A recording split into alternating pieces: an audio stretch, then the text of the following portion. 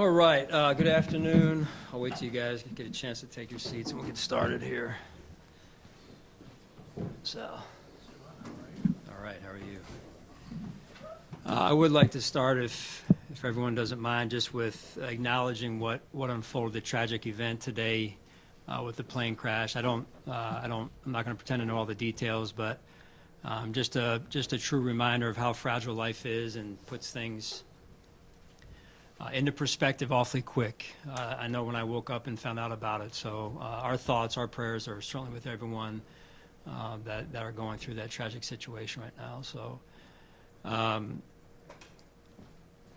moving forward, I thought we had a good season, and I would like to thank a number of people, starting with Terry and the Pagula family, for all their support that they give Brandon, myself, Pete, and the entire organization on a day-to-day basis. That is huge from a leadership standpoint, top down, giving us what we need to win, and the support beyond just the financial support. And then everyone in our building, staff, players, just an incredible year in a lot of ways. And yeah, you're good, Mark. Act like I didn't hear it. And then you go to the fans, and this journey we experienced together this year was as good of a journey as we've experienced, and a lot of highs, certainly some lows, but being 10-0 at home, incredible, and that's the fans are a big part of that. But then the way that they travel every week to Detroit, to different places that we play. That does not go unnoticed or underappreciated. It's just incredible to experience the journey every season together like we do. I thought the year was a good year in a lot of firsts, in a lot of ways. We were able to take a team that there were a number of new players, young players, players that had never been in a Bills uniform, players that had never played in an NFL game prior, and we counted on a lot of those guys, and they did a phenomenal job. The coaches had a hand in that as well in terms of their ability to develop players or work through some of the injuries, maybe more so defensively, perhaps in the beginning of the year. So I applaud those guys. The leadership, overall, the players group that have led this football team, led by Josh. I couldn't do my job if they didn't do what they did this year, in particular this season, and the way that they went about their business. And when you deal with adversity like you do every season, you need that leadership, that player-driven leadership piece to steer the ship in the right direction, or to take direction from me and connect it to the locker room and the individual position groups. And so that I'm so grateful for those guys and the way that they handle themselves. So overall, again, good season. Came up a little bit short, and that feeling never goes away. I know some people say it goes away. At least for me, it doesn't ever go away until you get to a spot where you can say, hey, we were the best in the world.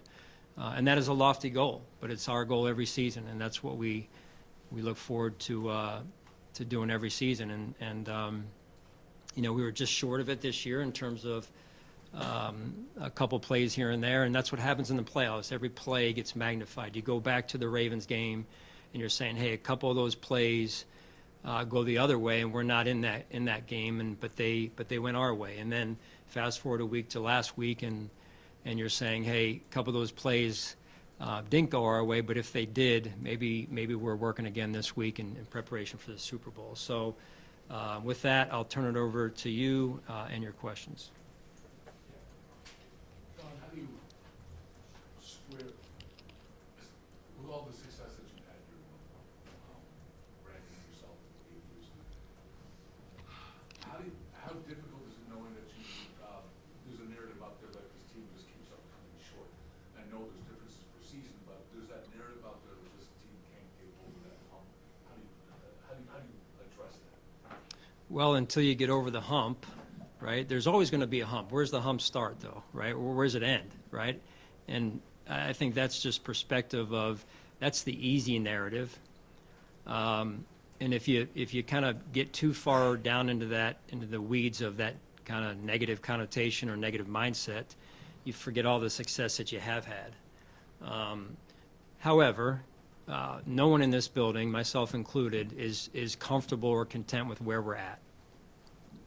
And I think that's the greatest thing about the people in this building, Brandon, myself, Pete, certainly Terry, and our mindsets that it doesn't stop, right? We continue every year to try and start from scratch, put a team together, develop a team, get everyone to be on the same page, and put us in a position to win in the playoffs. And if you look at the last 2 years against a really good football team who are the two-time defending champs,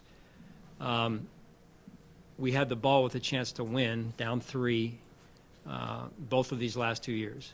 And, it didn't happen. So I don't think there's any consolations in that, but perspective is important as it relates to, where we're at as a team, where we're at as an organization, and then are we giving ourselves a chance to win? Are we putting ourselves in position?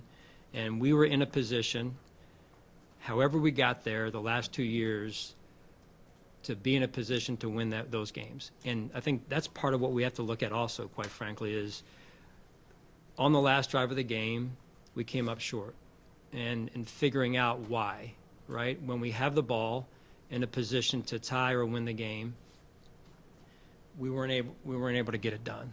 And so now getting into the weeds on it, defensively we have to perform better than we did, and that's real.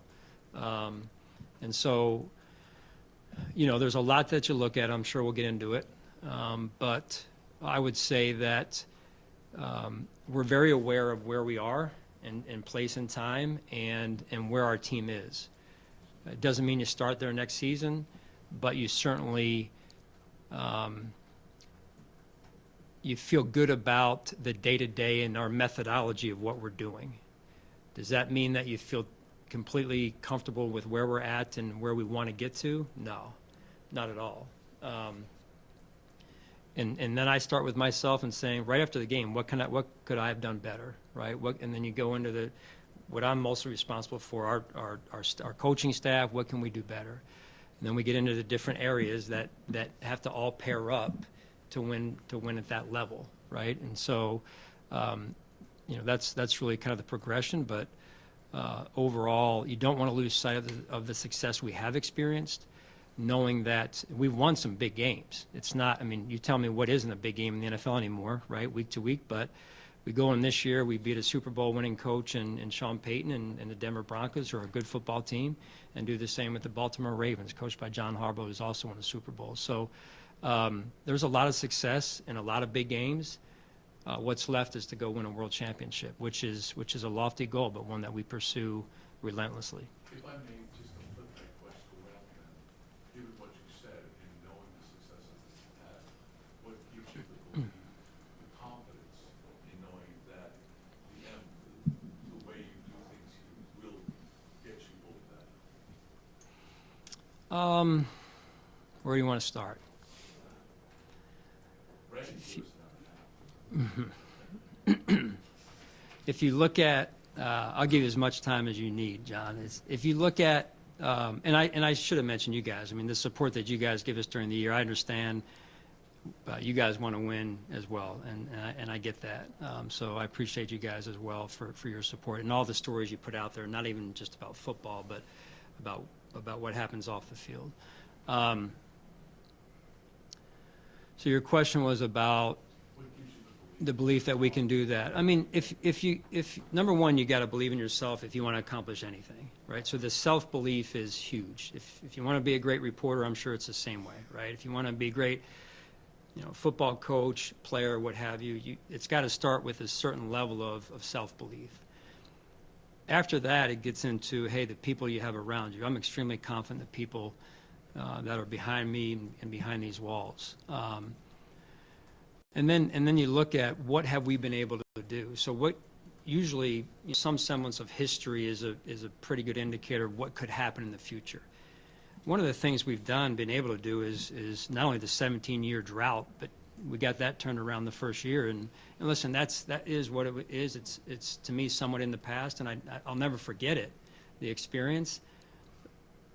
But we have to continue to look forward and say, hey, what have we done? One of the things we've been able to do, I feel like, is sustain success, which is very difficult to do. There's a lot of teams that get to the AFC Championship game, let's say, but they're never to be heard from again. And I don't know how, what the narrative is around those teams. You probably can't say they come up short because they're never there again. So I'd rather be in the position we're in, where we're continually knocking on the door.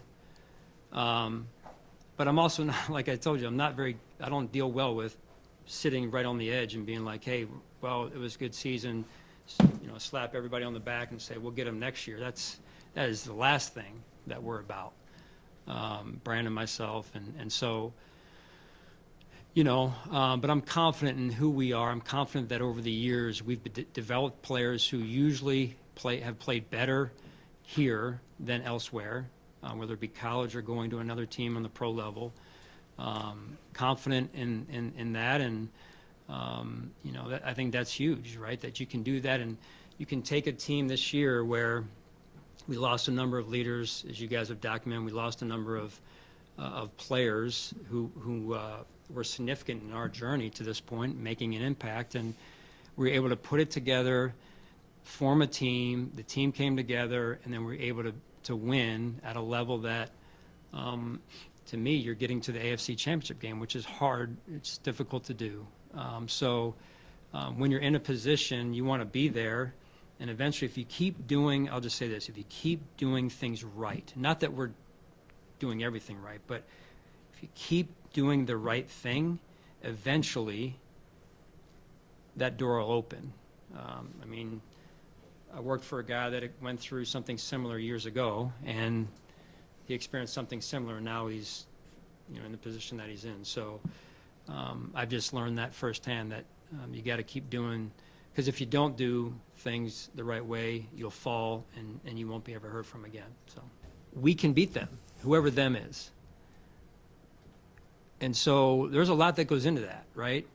And like I mentioned earlier, from myself, coaching staff, personnel, all the things that, training room, weight room, it all has to be at a level of, are we Super Bowl equivalent in every area that we're operating in, and those are the conversations that have to continue to happen, and they have to be, yes, filled with love, but also truth.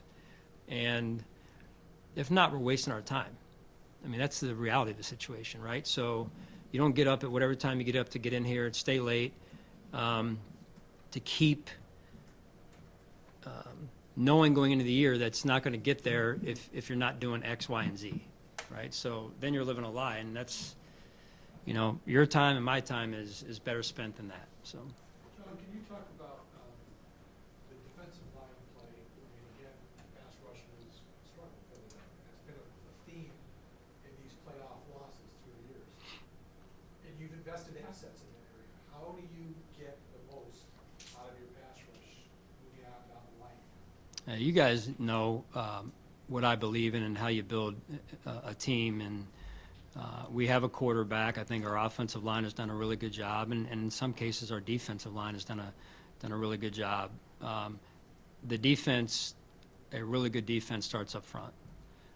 Winning games, as you guys know, I talk about it, winning the line of scrimmage is critical. And, I felt like we did that at some times this year, not enough. And so, that's an area where I did see some of our players, maybe not statistically, but just overall factor-wise or performance-wise, improve up front. And that's important, right? So I won't get into all those guys, but that's important. You've got to play well up front. And I'm just talking generally speaking, and to win the line of scrimmage, you can control the game. And I believe that, moving forward, in order to move forward, just as a team in the games where I've been in the Super Bowl, it's your front is what gets you there, right? I mean, you have to have a good quarterback, but the O-line, the D-line, they're the guys that are getting you there, and they impact the game more than any position, and I believe in that. You guys know I've talked about that since we've gotten here. So I know Brandon believes that also. So that's an important spot for us. If I could follow on that, do you need to get bigger on that defensive line, especially obviously? Yeah, I mean, and we'll look at everything. How do you I believe we have some good players and pieces, and it's how we add around those guys, Sal, to complement who they are and what they do already, as we look into the free agency period and the draft as well. Brandon talked a little bit about this, like Chris Jones and they're just not floating out there, right? Like game-wrecking players, there's maybe 2 or 3 of those in the league. You saw what Will Anderson did the week before against Kansas City. How do you guys go about finding that? In your eyes, do you need that player, somebody that can kind of change the map a little bit on that side of the ball against some of these, especially not just Pat, but all these quarterbacks, Joe Burrow, Yeah. and the list goes on. Yeah, the AFC, I'll just speak for the AFC. I certainly know that better than I know the NFC. I mean, the AFC is just loaded with really good quarterbacks, really good coaches, and so the short answer is they are hard to find, like Brandon said. You do need difference makers, and again, in my experience, you need 2 to 3 on each side of the ball that are difference makers like that. I'm not suggesting we have them, don't have them. I'm just saying that if you're just saying, hey, what gets a team to the Super Bowl, philosophically for me, that's you look at it, you study it, you've got about 2 to 3 at least on each side of the ball that are top 1 to 3, 1 to 5 at their position. That's real. Sean, how do you analyze Joe Brady's first full season on the job? Obviously, in the regular season, he scored a lot of points, second in the league, but the second half of the Ravens game, I think, was just 6 points, and then the Chiefs game, some failures in short yardage situations that you had been good at, that 4th down at the end there, that play isn't made. So holistically, how did you feel like Joe Brady did both all season and then in the most critical moments against Kansas City? Yeah, I'll take the first part in terms of all season. So overall, I thought Joe did a really good job. He took what he had in this "everybody eats" slogan or whatever, and I think that was kind of the approach all year. And again, you look at what we were able to do in the pass game, but also in the run game, and keeping a team a 2-dimensional offense is hard to do. I thought Joe did a really effective job with doing that throughout the course of the year, and not really knowing, or the opponent knowing who to try and take away. So I think as a coach, just in general, when you can do that and take what you have, learn the strengths of your team, in this case the offense, and then use those strengths to form a good system year to year, I think that's a sign of a good football coach, or a good coach overall. Specific to the Kansas City game, I thought we made some big time plays. I thought we moved the ball. In fact, I think we outgained them. I don't know, can't remember quite the numbers, but there were some plays that I know Joe wants back, like I do, in any game. And so, and some of those are, you're talking about, in this case, 2-point play from the 1-yard line, right? That turned out to be a very big play in the game. The next 2-point play did as well, right? The 6 inches of a 4th and 1. That's how razor thin the margins are in these games. And it's just, to me, I don't like it, but it's fascinating to me because of the level of detail you have to win a game like that against a team like we were going against. And I know Joe and for sure myself, we don't run from that, right? that level of detail, that level of execution, the last drive, why did it go the way it did, right? If you look at the last drive, Josh scrambles, I think, for the first down. The very next play, I think we tried to screen and go to a screen pump to get the ball down the field a little bit more. Our level of execution was not high enough. The next play, I think, was, help me out here, batted down by number 90. So a defensive lineman made a big play in a big moment of the game, right, where Curtis was coming open in a potential runaway, I think, from Reed, right? The next play was a check screen against a zero blitz, and we're this close. Karlaftis makes the play on the edge, just in a heck of a retrace effort, right? And the last play was the last play, and so again, I keep going back over those plays in my mind, along with others, of that's the level of detail, that's the level of execution, so on and so forth. And I know Joe does as well, and the whole offensive staff. But overall, Joe's wired the right way. I thought he did a really good job taking what he had in terms of finding the strengths of the players, connecting with them as people, keeping us on a pretty good path all season long, which was hard to do when you go through some ups and downs and whatnot. Sean, how do you evaluate?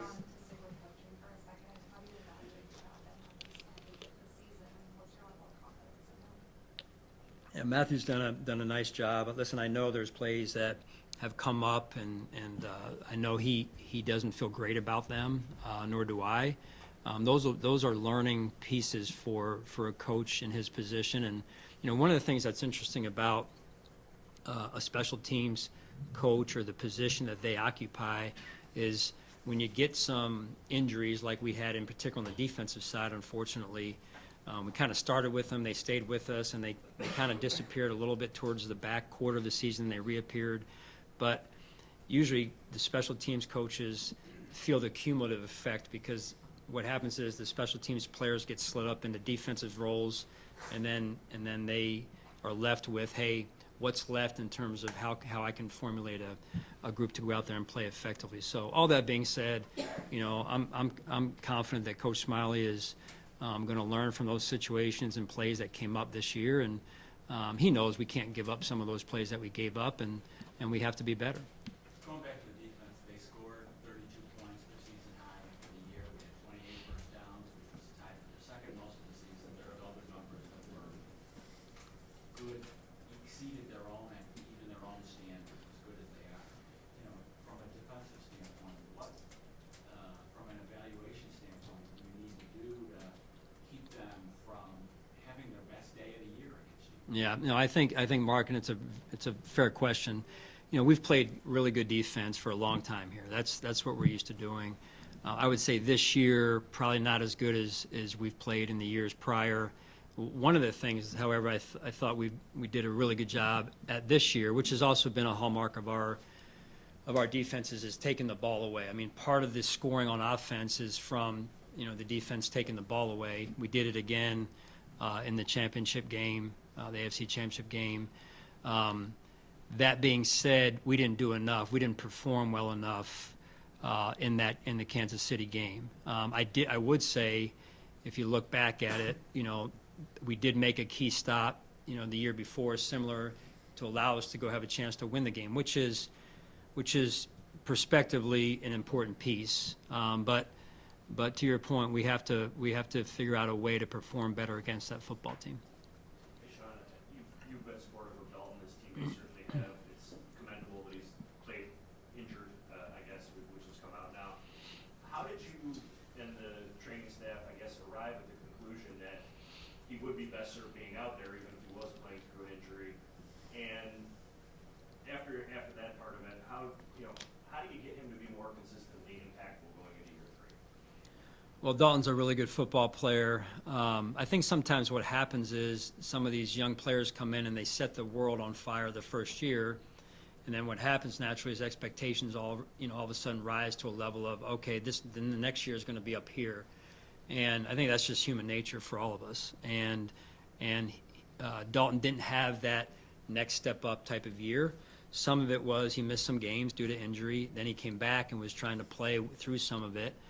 As far as the last ball, Dalton makes those plays, and it never comes down to just one play, and I want to make sure everybody knows that. My confidence, our confidence in Dalton is extremely high.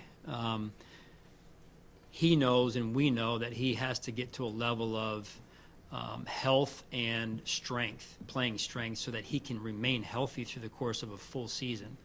A lot of these tight ends are coming out that are built a little bit differently maybe than they were years ago, in terms of they're a little bit more built like Dalton and some of these other guys that their names, these household names now. But the way he could set himself apart would be to add some of that strength, add some of that that play strength and that durability would help him. And so I know Josh, myself, Brandon, offensive staff, all extremely confident in Dalton. Similar to that, Brandon talked about how he's a little bit disappointed in how Keon finished the season coming back from his injury.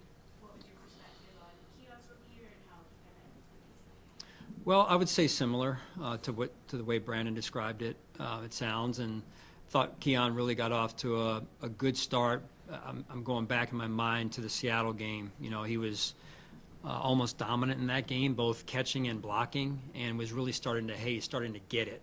And that's some of the journey for these rookies of getting them to understand how hard it is to play in this league and to play week to week. And you're not going against any slouch corner out there usually. And then he had the injury, unfortunately, at the end of the Miami game, all the while trying to make a play where Josh clearly trusted him. It was a critical third and long play, and then he went down. So I would agree with what Brandon said, and he didn't play his best down the stretch, and some of it probably was due to coming off the injury, kind of get out of sync, out of rhythm a little bit. But it is something that he can learn from and improve on moving forward. What was your perspective on when Kyer had to come in? It looked from the outside they were targeting him a couple times. Wasn't the cleanest game for him. Was there ever a point where you thought you had to do something different, maybe put Jamarcus in or anything like that?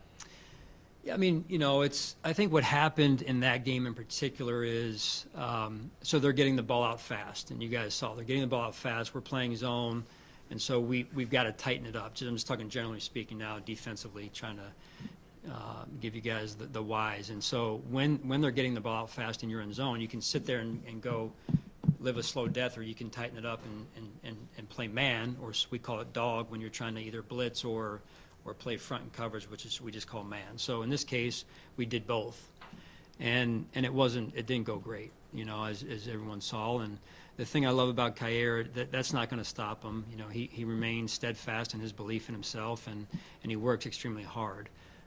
The result wasn't great, and unfortunately the matchups weren't great for us, and so you're seeing some things happen in the back end. Losing CB was not easy, and they exposed us in some spots there. Coming off a reset off, if you want to call it that, where you turned over a lot of leadership and went with what you guys do, and knowing you have maybe a little bit more room to work with salary cap wise, do you think this team is better positioned now going into the season? I'm not going to pretend to say that I know all the numbers, and I don't get on those websites. I usually just ask Brandon, hey, what are we looking like? Where are we at? And so,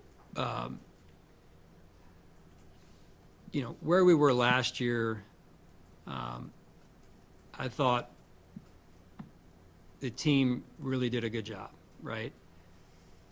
And that's part of what I'm saying when I'm saying being able to sustain success through different things that come up, right? And one of those is when you have a cap situation that isn't as friendly as you'd like it to be, and so you take what you have and you make it as good as you can make it every year, and that's what we've tried to do, and I think you see the results in that. Moving forward. It is important that we can do some things, right? Having that hopefully freed up space to do some things, to make some of these moves, to draft in a certain way that we can impact our team. And I'm confident in Brandon and his staff that will do that. On the last drive, offensively, James wasn't out there. Was he dealing with an injury late in that game? No, not that I'm aware of, at least. So I guess, sorry, Yeah, you're good. so I guess, just to follow up on that then, looking back, hindsight's always 2020, he had such a huge game. Yeah, he did. Out there, Yeah. some of those moments. Yeah, I mean, yes. I don't want to take anything away from Ty Johnson, however. And when you look at it, just the way, let me just back up on James first to give him his credit. What a game he played. What a year he had. And that's a great example of these players. We really drafted James to be a pass-catching running back, right? And he comes in and blossoms and just develops in more ways than one, on the field, off the field. He's in our leadership council meetings in the morning, and then just if you could have stood next to me and heard him in that game, the way what he was saying to me and how he was talking to me, it was even with the year he had, it was like he was on missile lock, like to be his build and to play as physical as he did. He was in another, I don't know if he was in flow state or he was just in another stratosphere of his intent.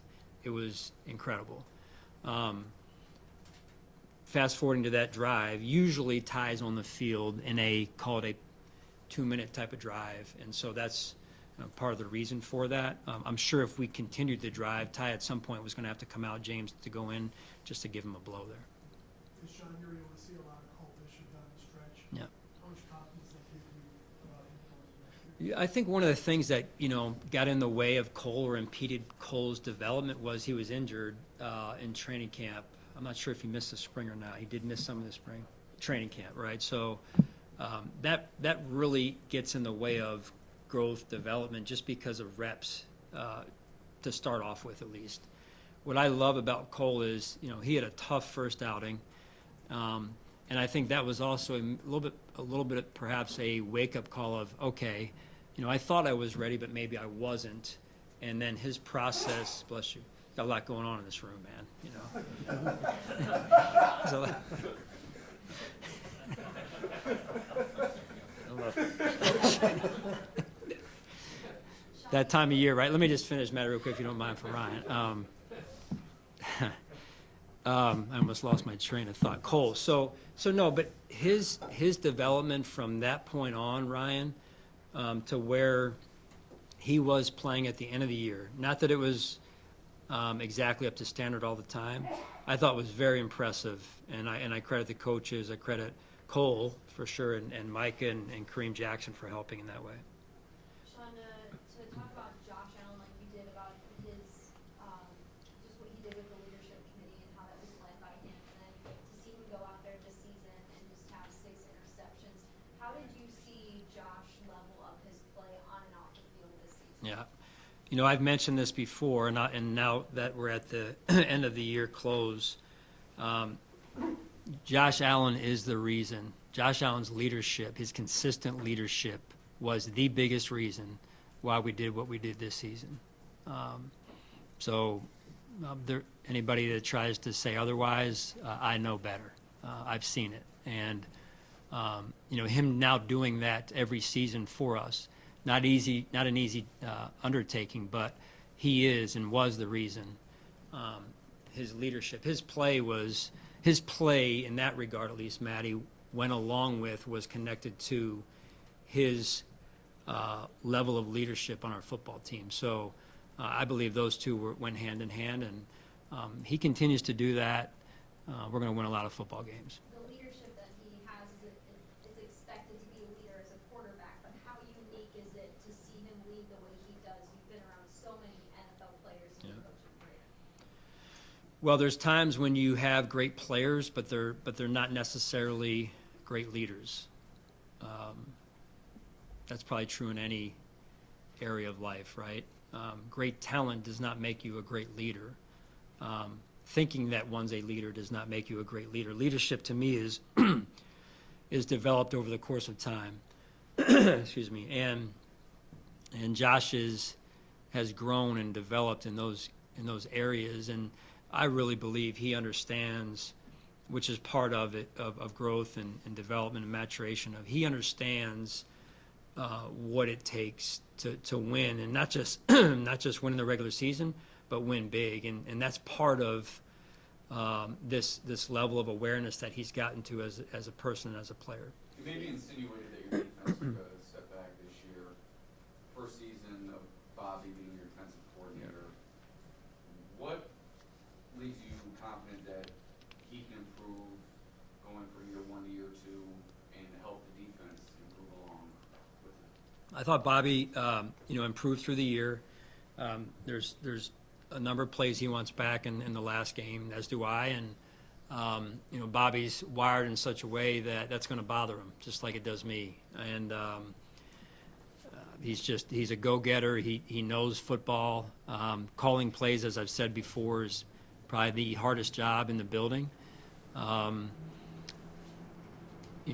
he'll learn from that situation, from those situations the other night. So, it's never about one person, never about one area, one player, what have you. It's how can we grow and develop all of us together. And in this case, Bobby's got his work that he wants to get done and that he needs to do, and the rest of us do as well.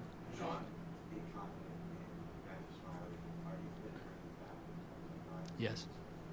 Sean, on the drive with 10, 11 minutes left, did you think about challenging the spot on, I think it was Dalton, on the third down? And how much of that thought process was, well, we like the personnel grouping, so if we're going to do a push, you have a lot going on there in a short amount of time, right? Yeah, I believe we went fast, right? We were on the ball. It was a situation, and I've already spoken with the league about it. I would have liked to have seen them. The hard part for a coach in that situation, how much time was on the clock? About 10 minutes. 10 minutes. We're in the fourth quarter. We hold 3 timeouts. I don't really want to use one of those because sometimes spots are a little wonky in terms of how's that thing going to come out. We go down a timeout. You chart these games that usually, especially against Kansas City, you're going to be in a last drive potentially to win the game, and you don't want to be down timeout. So I would have loved to have seen a stoppage there. We spoke about that respectfully, and they didn't stop it. Just because to me, there's a difference between this type of spot, or this type of spot, or a full yard, and those are all different, potentially sometimes plays that you're trying to use or would use, and so, and again, just where the game was and how the game was trending, it's a good time to be like, hey, let's make sure we got this right. I'm saying in terms of the spot leading into the last play, and for me, again, I thought it was important for us to have 3 timeouts because you never know what a game, usually against them, it's going to be in the last drive. And so was looking for a little bit of a help there maybe. But I understand, too, you're on the ball fast. So there's a lot going on there. And they may not want to chime in and stop it if we're on the ball. That's part of it, I guess. There's a prevailing thought once beyond I asked Bernie about it as well, not trying to get you guys in trouble, but could you understand why a section of the fan base may think that you guys got the short end of the stick on numerous calls in that game, particularly late? Like I said, not trying to get you in trouble. But you are. No, I mean, listen, we went into the game. And one of my messages to the team, and this happens from time to time, is you're not going to get calls. We're not going to get calls. And I think just when you prepare a team, you prepare them ahead of time mentally for this is the way it's going down. That's and you live with that. That's not the reason why we lost. You start looking at that, you lose sight of all the things, all the adjustments you can make as a team, as a person, coach, player, what have you, to improve who we are and how we do things. So there's going to be some of that, and you have to be able to be above that and play above that. Is that a message you have to say often? Is that specific for this opponent? Yeah, no, I mean, I just think you just want to know. I think part of my job in developing a game plan or a plan, a complementary plan every week is what are the things that could get in the way of us winning, right? Or things that we have to be ready to deal with. When you're playing away, it's different than playing at home. And so that's, you hear a lot of people, hey, this is the crew we have this week, and what are their tendencies? And so, look, at the end of the day, the game was decided on the field, and we didn't perform well enough to get the job done. Sean, earlier in the season, I think after you guys wrapped up the division, you guys talked about how the next goal for you guys was chasing that #1 seed. And when we spoke with Brandon earlier today, his opening statement, he said he would have liked to have that AFC Championship game here in Buffalo. Do you think that's a goal that this team needs to strive for, maybe going forward, to make it even just a little bit more likely that you guys can finally get over that hump, having that #1 seed to get an AFC title game here and have that week off during the playoffs? I mean, I've been in that position before and lost, right? I mean, going back to my time in Philadelphia, been #1 seed a couple of years running, had the first round bye, and then a team comes in and beats you. And I certainly understand why Brandon says that. I would like to play at home another round in front of the fans as well. That said, I don't think you can put just everything into that, hey, we got to have the #1 seed, because either way you skin it, you're going to have to play with poise, you're going to have to play with composure, you're going to have to overcome some odds, you're going to have to play with mental toughness as well as physical toughness, and so it's, to me, it's nice. It'd be nice to have, but when you get it, you can't often hey, we're good, and then a team comes in and takes it to you. So I just think overall you've got to have the right ingredients as a football team to weather the storm wherever you're playing, because there is going to be a storm, whether it's at home or on the road. You're not just going to roll through an opponent unabated, and because you're at home. So, Sean, how do you view some of the success of the everybody eats mentality this season versus the idea of having like a #1 go-to guy kind of moving forward? Yeah, I think #1s are great. They're hard to find. Let's just say difference-making players overall. But you also have to have a certain element of team, right, in those players, right? So, and they're out there. I mean, difference makers are out there. You just got to find them. And but that blend of difference maker, super talented, top 1 to 5 in the position, but also have the makeup, at least a certain level of the makeup of, hey, you know what, this is about the team. That's critical, and that blend is critical. On a number of players, Brandon, and even yourself talked about how you look slightly different this year. As you look back at the season as a whole, what did you learn about yourself? I got a new haircut. Went with that early in the year. You guys didn't notice, but yeah. I mean, listen, it's. I heard some of the talk, and I appreciate it. And it's, again, it's not like I was like one way and then all of a sudden I did this. It's, to me, it's. I know who I am as a person. I know who I am as a football coach. And I think when you get to that level, and I've tried to impart this on our players, is they're young, right? But when you get to a certain point in your life where you know who you are as a person, and you know what you stand for, and you know who you are as a coach and what you stand for and what you believe in, that's real powerful. And so I think that was a piece of it for me, of arriving at that spot. I think a certain piece of it was being able to know that the team was in good hands, right? The leadership council led by Josh, the team was in good hands. And we can do a walkthrough. You guys were there. We did a walkthrough the Friday before the AFC Championship game, and I can do that as a coach, which is not common, because I trust our players, right? I trust our leadership group, and I told them that at the end of the season. And so you can do some of these things where it frees you up to really be who you really want to be, and what makes the job enjoyable.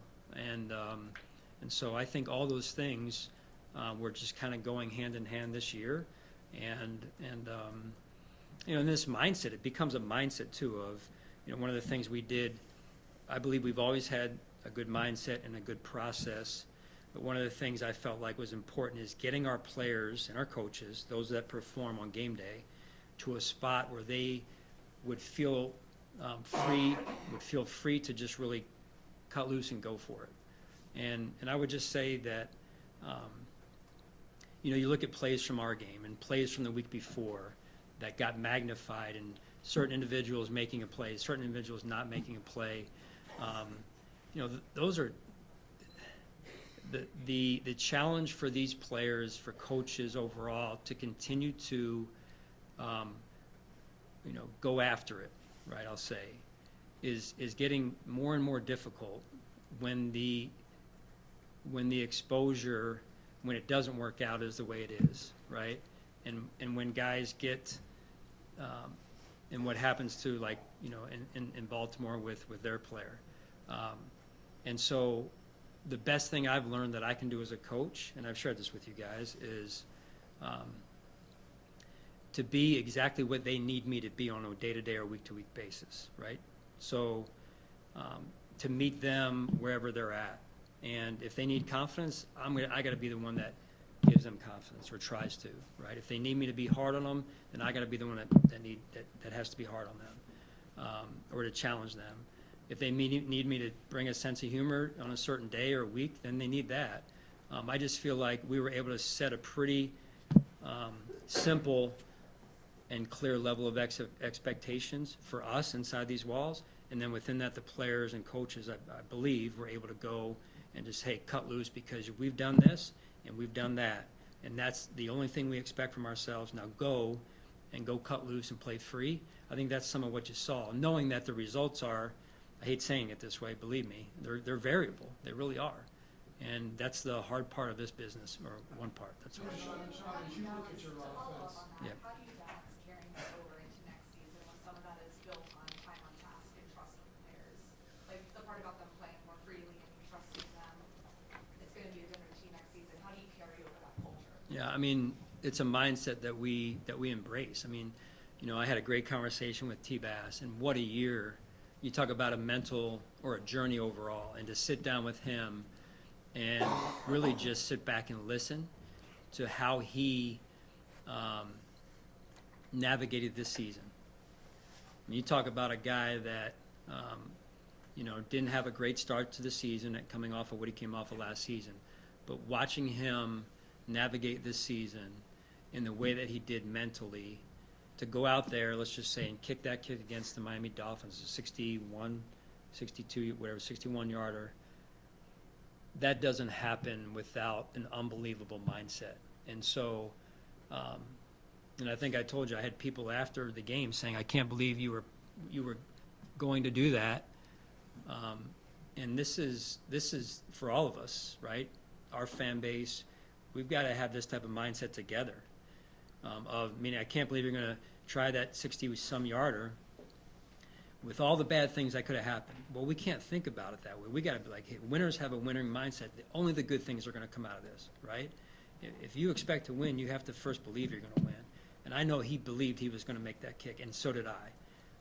And he goes and does it. That doesn't mean it's always going to turn out that way, but that is a mindset that we as a team, we as a community, we have to share, because that's who I believe this place is, and that's who I believe we can be moving forward.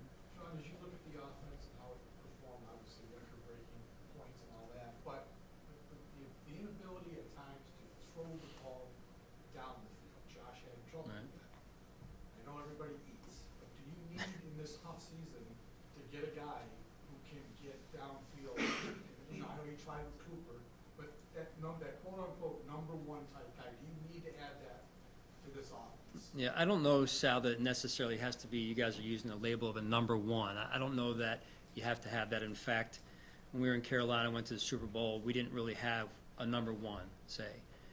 However, do you need to be able to stretch the field horizontally and vertically? Yes. You need to be able to stretch the field horizontally and vertically and gain separation. So I think I know, in fact, we'll look at that and like we do everything, and evaluate exactly the type of player and the type of person that would fit that. Sean, you talk about when is your competition committee duties begin? What's your Today, last- they started today. Yeah. Okay, time for my question now. What'd you learn Thank last year you. about balancing league work and also Bill's work? It's really, most of it is in the off time hours. They do a really good job, Troy does, of scheduling those in the off hours. So it just means more time, away from my family, really, which isn't great. But It also, though, I think is important because it gives you a voice into, trying to be an ambassador for what's best for the league in an unbiased manner, of course. Sean, you talked about relationships being so important, and you talked about some of that. Josh on Monday said he was proud of you. You think about the reverse of coaches usually being proud of players. What does it mean to have somebody that you've seen from a rookie, you've seen growing up into this all-pro caliber quarterback, for him to say that he's proud of you? Well, again, I think it's really, I'm proud of him, and it's, based on what he said, he's proud of me. It's, I think, an interesting dynamic, right? And, I don't shy away from that. It's, like I said, it's, it's me growing, and, it's not that I was a bad coach before. We went to the playoffs and broke a 17-year drought, right? We do all what we've done, but that doesn't mean Sean McDermott's done growing. But that doesn't mean Sean McDermott's done trying to become the best, husband, father, coach, teammate that he can become. And so that's how I take it, really is, whatever, however I can improve, I think we all need to do that. And I think we, usually do a pretty good job of that. But I'm not ashamed of that. I'm not embarrassed of that. And it's not like I was, over here, but you guys know me. You kind of know what to expect. But listen, for me as a coach, I believe this, and I believe this with all my heart. You don't go to a place to coach just to win, right? That's what I'm going to be judged by, and I've been judged by that since the time I got here to the time I leave. But you go to a place to win, yes, but the other responsibility you have as a coach is to make an impact on the community, and I believe that. And me continually trying to become a better person, a better father, a better husband, better teammate, better coach, that only enhances my ability to do that. And so it doesn't mean I'm perfect, but that's how I see this mission as a head coach of the Buffalo Bills. Not trying to make light of that at all, but could 2017 Sean McDermott do Division 2025 2024 Sean McDermott 2.0 tag? Probably not. I don't know. I think that the guys don't know how cool I really am.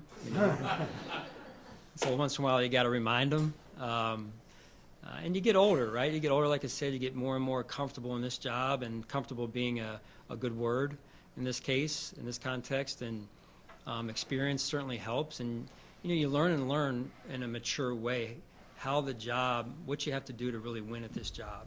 And that changes a little bit. Like I said, there's a huge mental component to this job, and mental piece to our players and our performers, the coaches included.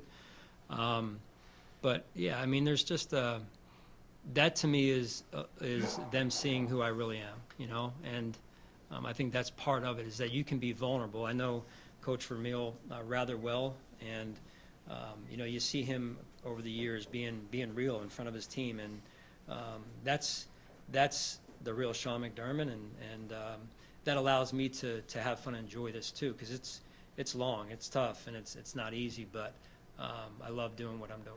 Sean, we asked you a few times at the end of the year about Matt Milano and his trajectory, where he was. Where did you feel he ended the year, heading into the offseason, as far as what you see his role is next year? Yeah, Matt is, my heart aches for Matt, because, come off the year he had the year prior, misses all that time, goes into camp, we're at Pittsburgh, and he, strains his deal there, and then he's out in another X amount of weeks or months. And there's a real mental component to that also, of him being able to get himself back mentally, that, hey, I can still do this, and I can still do it, not just do it, but do it at a high level like Matt Milano used to do it. And I applaud him for his mental ability and his, just ability to push through overall, until he found, again, a rhythm that I think he said, hey, you know what, I can do this. And you saw that at moments. Not as consistent as he once was, but going into the off season now, not needing another surgery or not having to rehab will be important for him. Sean, I know you're a guy who just sticks to what's gotten you to this point, what is success in this organization. But like hearing you talk about Josh, and Brandon had similar things to say about Josh and who he is, not as just your franchise quarterback, but as somebody off the field too, is what he is for a leader. How difficult does that make it to where you get so close to achieving the goal of getting to the Super Bowl, and you want that for a guy who's not getting any younger? How difficult does it make it for you to stick to what has worked without wanting to throw a million things at the wall to see what can make that happen with a snap of a finger, so to Yeah. speak? No, I definitely want it for Josh. Listen, I want it for all of us, the fans, I want it for the Pagula family. I'd love to be able to hand that thing off to them. That's some of what, that's some of why I was brought here. And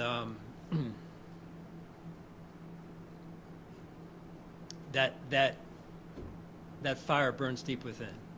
And you should know it's not like we stick with things just to stick with things because that's how we've always done it. That's the last thing we do. We do throw a million things at the wall. It's already begun up in my office and Brandon's offices. That's part of becoming better is, hey, we're going to throw a million things at that wall.